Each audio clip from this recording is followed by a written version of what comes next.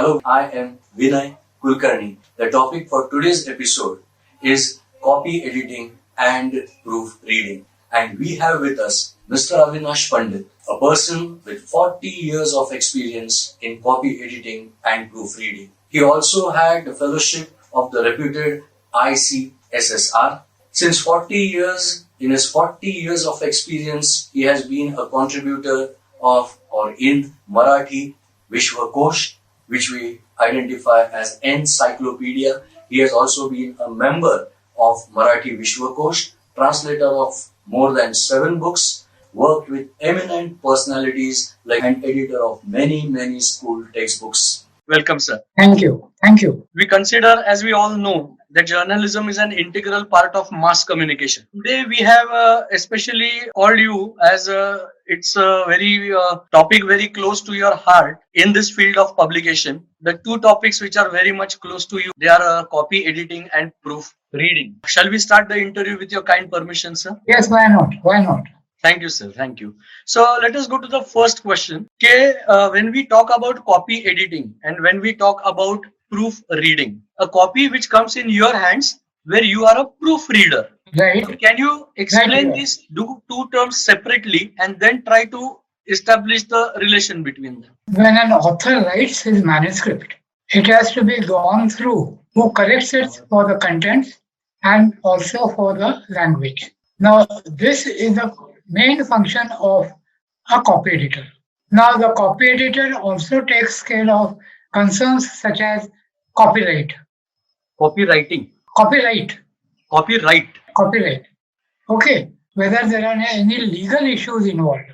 Legal issues involved. For example, are you writing something which goes against the law or which is not generally accepted by law? This is also something which a copy editor takes care of. His main function is, of course, to iron the manuscript. Okay. Now, for 3 things: the contents, the language, as I told you, the other aspects. This is the main function. The editor, when the copy comes to him, the editor thinks from at 3 levels. Content itself. Second is the language. The language, okay. And the third is the consistency. The consistency. And then you said the other factors like legal, for example. Legal, whether he is copying something officially, unofficially, with permission, without the permission. One more thing which he has to do is, in order to get the consistency, he might have to ask the author that, can you provide me with an illustration, photograph, okay, or an equation, a table, a map. All these things go under copy editing. Okay, so can we say that editor is someone who is held responsible for all this? He won't be held responsible in terms of law. Achha.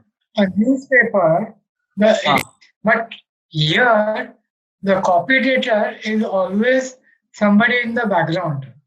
But he has to see that all these things are covered. The end product is the perfect product. If there is a diagram, the editor will decide whether it should be portrait or whether it should be a landscape. Say, for example, a table, it could be a landscape. I'm restricting myself only to books because whatever is applied to books is also applied to other forms of publication. Yeah. For example, report or even dissertation for that matter. All these things go hand in hand.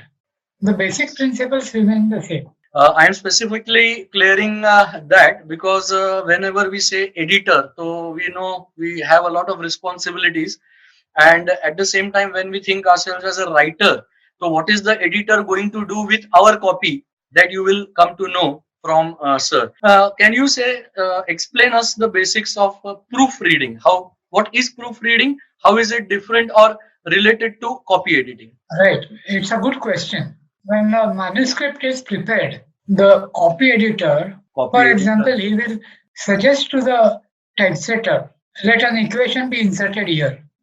Let a table be inserted here. That is what a copy editor does. The copy editor will have to go through the proofs to see whether his instructions are followed. That has to be done by the proofreader. Okay. Actually, the proofreader also tells you if he feels that there is something missing or something has to be added. He also has that role. That here I find that there is a inconsistency. Okay. I'll give you a very pertinent example. When Yuganta was published by Irati Karve, this is a set of articles written at different times. I see.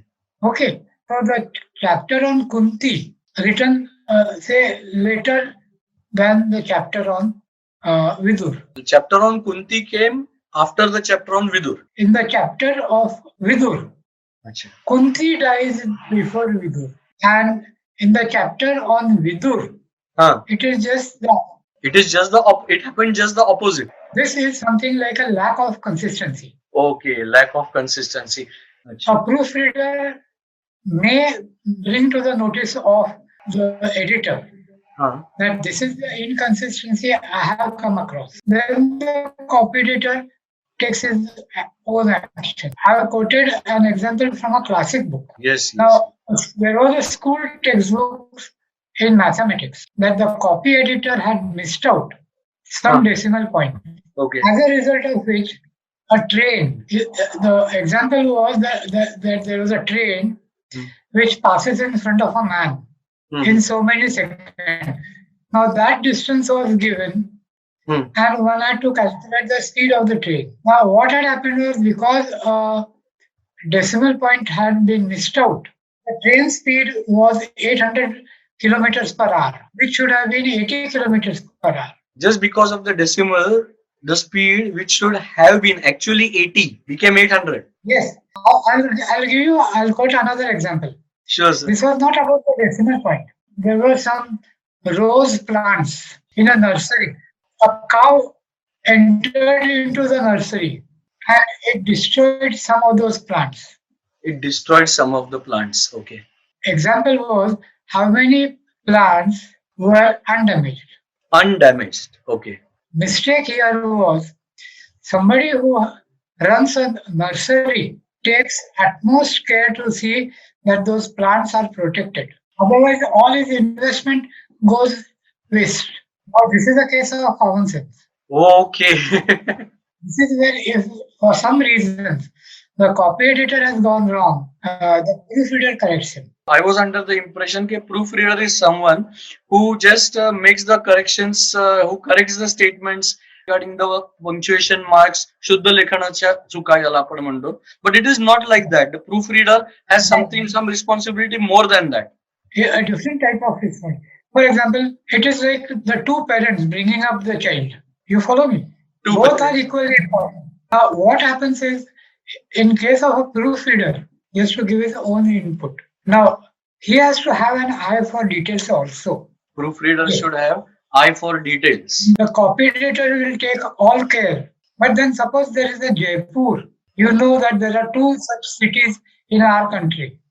So the proofreader can ask the editor, which Jaipur are you referring to? One Jaipur is in Rajasthan and the other one is in Orissa. Right, sir. So we just, if I want to say in a few words, I should say that yes, the copy editor definitely has his own responsibilities of whatever has been brought to him as a manuscript. We'll go to the typesetter. We'll go to the typesetter. And the typesetter will return the proof to proofreader. It is the responsibility of the proofreader to make it foolproof. Yes. Okay. To try to make it foolproof. Yeah, of course. There are human limitations also to that. Yeah. Absolutely, absolutely. So, sir, my next question was regarding the current publication houses. Do they have such exclusive posts even today, that of a copy editor and that of a proofreader? Secondly, these students or those who are interested in this field as a profession, so do these posts have that potential to take them up as a full-time career? See, to begin with, initially, you can take up these assignments on a freelance basis. If you think that it is an overload, it is never an overload. Because ultimately what you do is, it's the fruit of your efforts. So you have a basic satisfaction. Don't keep yourself exclusive. In fact, you should be willing to take up a book on geometry, a book on history, a book on geography, book on, say, poetry. And as you said, that will be a part in your dissertation research also, even up to the PhD or even post PhD Yes. levels. Yes. Your name goes around as being one of the trustworthy editor. Trustworthy editor. Absolutely. Absolutely. That is which is more than money. I would suggest after graduation, appear for a competitive examination, MPSC, UPSC. Okay. You need to read a lot. So naturally, the content part of yours becomes pakka. Take any book on basic English. Say, for example, have you heard of the Oxford comma? You should listen to commentary because all these things ultimately help you to build up grammar. I use two sets of colors. Two sets of colors. Or color pens. The green one is all for inclusion or exclusion from the text. You use green color for inclusion or exclusion from the text. Okay. Red color, when you use the red color, adding or deleting the text, because against a black typescript, red stands out.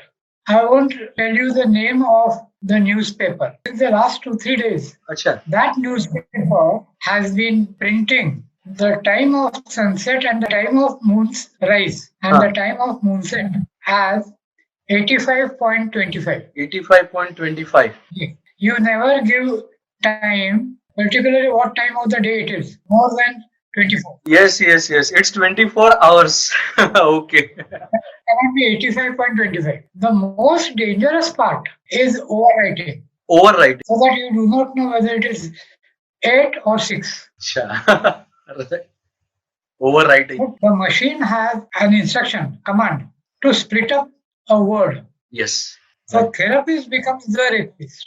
The machine does not know what it is. Doesn't have brain. Yeah. And if you also don't have brains, then you'll allow this thing to go. May I ask one question, sir?